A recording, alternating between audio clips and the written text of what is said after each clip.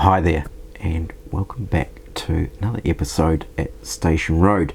Now, as you can see, I'm now back in New Zealand and back in my office space with, of course, my layout next door. So in today's video, I'm just going to do a short recap on what Paul and I got up to while I was over in the UK helping him build his new layout.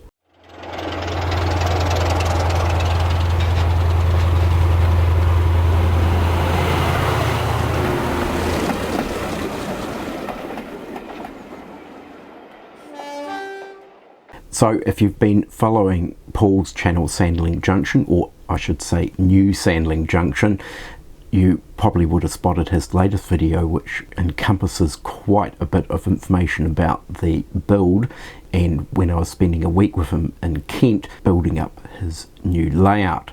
So I certainly found it a very interesting exercise working with Paul and working on a layout from scratch. So that's from all the planning, of course, which took probably almost a year, and then actually starting to do the build process as well. Now, unlike Station Road, where that is basically a layout that is morphed over the years and there was really no real plan to it, it just sort of grew.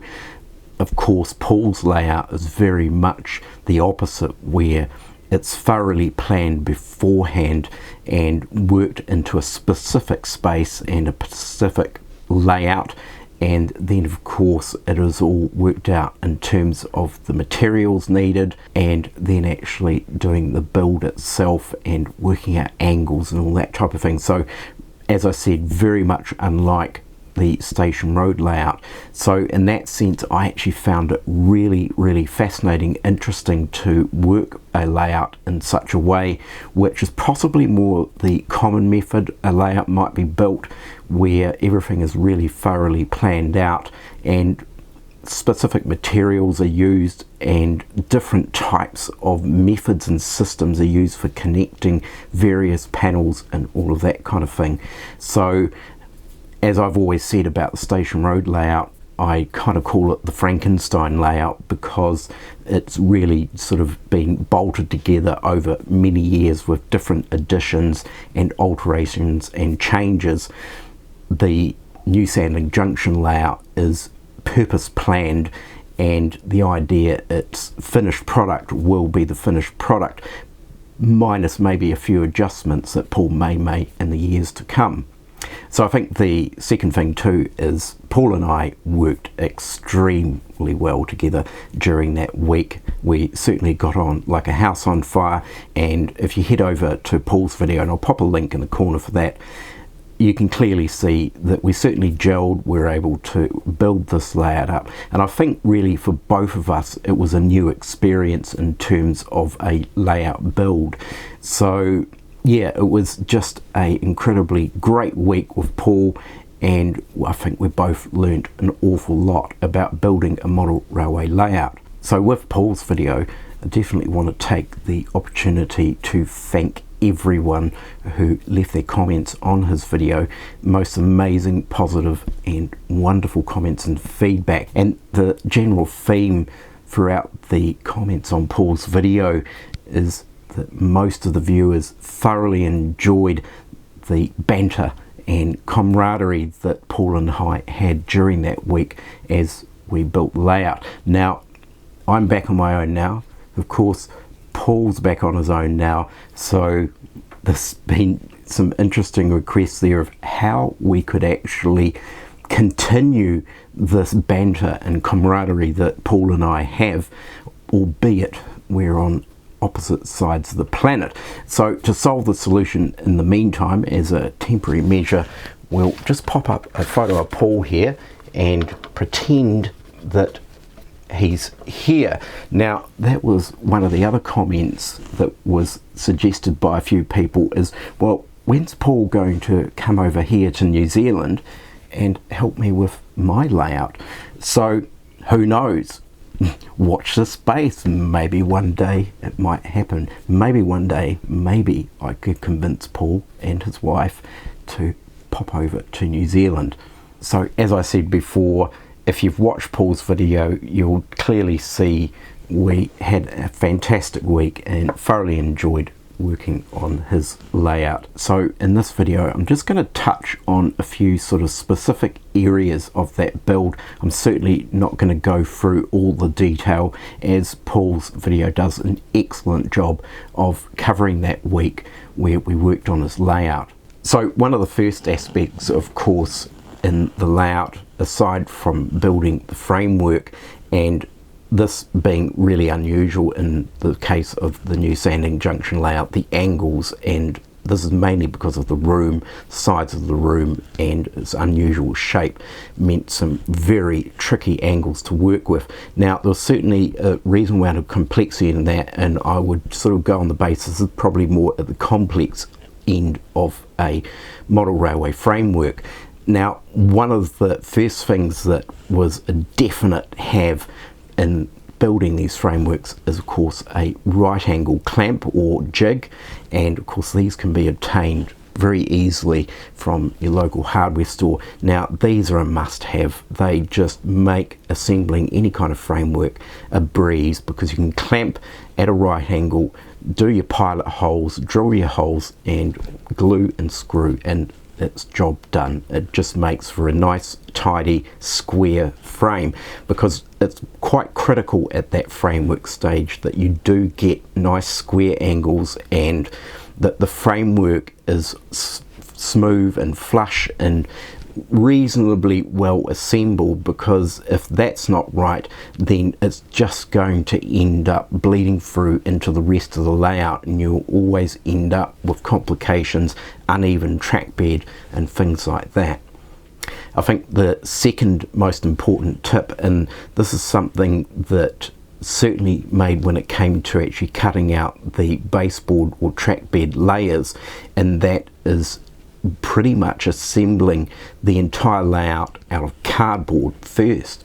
So Paul was able to get hold of some very cheap and easy to use cardboard in large sheets, which is then laid over the framework, and of course from there we can actually work out where the track bed is going based on the drawings and the track plan that I designed up, and that of course then can be easily translated to a sheet of plywood. By doing this method, you end up with joins and the sections of the plywood are actually true and meet or align perfectly or near perfectly. You won't sort of end up with funny angles and so forth. And then finally we move on to the inclines. Now inclines are always quite a complex arrangement of how a layout is actually built. Now of course there is the easy method, and that would be to use Woodland Scenics inclines. Now they work probably better in a situation where it's not an open framework, so where you've got a solid base level baseboard that covers the entire framework, and then you actually add your Woodland Scenics inclines to that baseboard layer. Those inclines wouldn't really work terribly well if you're going down the route of an open framework, because you're still going to have something underneath to support those Woodland Scenics inclines. So because we're going for the open framework, and this is mainly really to do with being able to have access to the underside of the layout, and because there's multiple layers involved in the layout, that it was actually really quite important that this was accessible for things like point motors, wiring and things like that. So first up, the inclines themselves. Now how do you calculate an even incline? So taking a look at the plan that we've got set up here at the moment, as you can see, what I've done through here is created a center line for this incline, because it's best probably to take the average between the two sides, and these are divided up into sections relating to the framework underneath for the actual baseboard. And the total length of this center line is just shy of 5 meters. So from calculating that 5 meters, and as we can see, for example, this line here is just over, or 407 millimeters.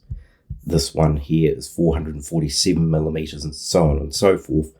that this elevation or incline rises from 0 up to 90 over a span of just shy of 5 meters. So based on that, using a side-on elevation, which is what this is here, I'll just zoom out so we can have a look. So for example, this set here, that is the full incline running through here, and it's 4990 millimeters in total that has got to rise by 90 millimeters. So each of these sections here that have been divided up, so if we zoom in and take a look at this, as you can see, there's a section there, there's another section there, and these sections correspond to these sections of line where they meet up with any framework, so that from the framework we can add in a riser. So using this side-on elevation, I can, for example, this section here comes in just over 7 millimeters high, and the next section comes in at 15 millimeters high, and the following section is 28 millimeters high. So essentially what I can do is actually work out the precise elevation at each point in the framework where the track bed or the midline of the track bed intersects framework.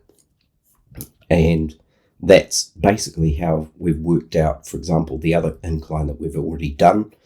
And it means that you can more or less get a reasonably accurate, steady incline that's consistent through its entire length. So based on that, of course, what is going to be actually used to support the incline as the incline rises? Now, Paul and I decided in the end that probably the best method was to use an L-shaped bracket that we set up. So it was a piece of 12mm ply with a 20 by 44mm batten attached to it in an upside down L shape. Now what we can actually do with that is adjust the height of that bracket against one of the battens using a G-clamp to clamp it in place, and it can be slid up and down ever so slightly to get the appropriate incline, so that you end up with an incline that is pretty much even and consistent the whole way. So that pretty much sort of covers kind of maybe 4 of the most key important things that I kind of felt we learnt during that week that certainly was of great benefit to the building of the framework and the baseboard layers and so forth. Without those sort of methods, I think we might have been sort of stabbing in the dark a little bit about where things go and how things are going to be assembled and so forth. So it's definitely worth looking at those things, right angle clamps, doing everything in cardboard first, working out any inclines in a nice, even and consistent manner, and then of course using some kind of riser system for your inclines that can actually be adjusted up and down until you get the level that you're actually after. And that also actually includes a little bit of super elevation or camber as well if need be. So all in all, it was actually a fantastic week. I actually ended up extending my stay there so that I could actually help Paul a little bit more and get it a little bit further down the track, pardon the pun. So yeah, I think a solid effort was made, and he's really got a decent, good foundation now that he can carry on and finish off just some small areas of the baseboard where there is a single track or branch incline that goes in the other direction, and of course also the upper levels, which we kind of we got the framework done, but that's as far as we got before we ran out of time. So I'm going to be watching closely and also helping Paul from, of course, the other side of the world now, but yeah, it's going to be fascinating to see this build take place for Paul, and I think really he's itching to get at least maybe a first loop of track down so he can actually get some trains running. So yeah, that's going to be absolutely fantastic. So before I sign off, I thought I'd just take the opportunity to, not only on Paul's channel but also on Station Road, is just to say a huge massive thank you to everyone who's left their comments and feedback. I know once again this seems to be a bit like a broken record. I have not responded or replied to probably literally hundreds of comments over the last half a dozen videos, so that's pretty bad on my part, but it's just finding the time, and of course a little bit tricky to do when you're actually traveling around on the other side of the world. And also a huge thank you once again to all of those who I met at the Gets exhibition in Milton Keynes. Now I guess I kind of feel like I might have been in a bit of a naggy mood about the bus situation in Milton Keynes, and I kind of felt like that kind of overtook from my actual experience there at the Great Electric Train Show. Now the show itself was fantastic. It was absolutely buzzing with thousands of people, probably would have been thousands of people, and there was just so much on offer. Wonderful exhibition layouts. Of course there was the making tracks 1, 2 and 3, that was just incredible, and of course all the trade shows too, where I was able to pick up some bargains, plus meeting fellow YouTubers and of course also some of my viewers, and the generosity was just fantastic. Some of you came up and offered weird gifts and things like that. Just a huge massive thank you to all. Absolutely wonderful stuff. So yeah, it was a great experience, bar the bus situation, but I'm really hoping to come back one day and go to another one of these shows in Britain. They are quite unlike what we have here in New Zealand. So I'll sign off for now.